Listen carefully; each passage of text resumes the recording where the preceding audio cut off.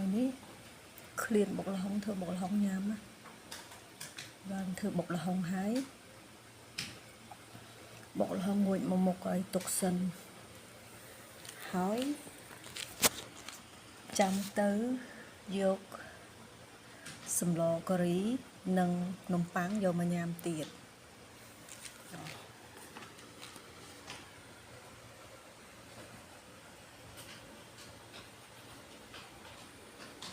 ក្តាមអីតំណបុកល្ហុងបន្លែមានតែល្ហុងស្ដាយគួរហើយនឹងតកួនអត់ប្រើជីទេឥ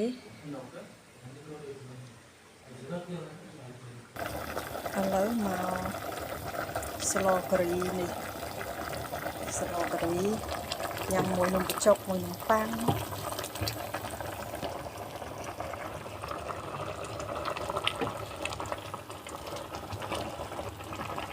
តំណង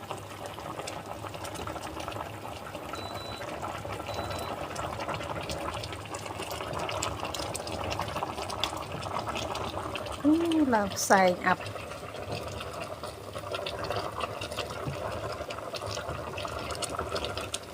សកម្មភាពស្លការី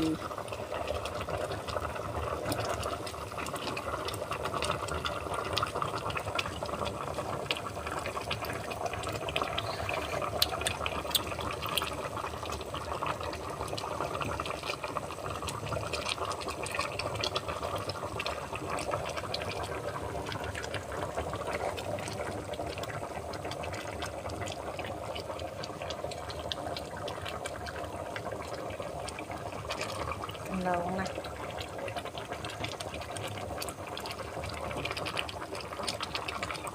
គ្រីសាច់មាន់គេដាក់ដលងតែខ្ញុំដាក់ត្រាវអត់បានបុកគ្រឿងបុកអីឲ្យមើលទេរៀបស្លហើយថតតែម្ដងទៅ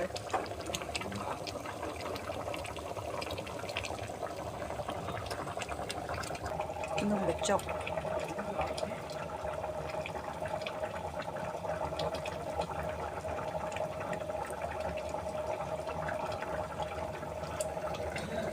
ញ៉ាំមួយនំបញ្ចុកក៏បានញ៉ាំមួយនំប៉័ងក៏បាន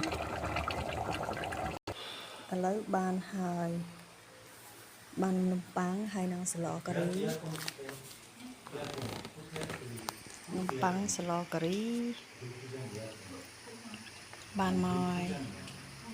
តំណងឆ្ងាញ់ដែរនេះរសជាតិអូអត់ទាស់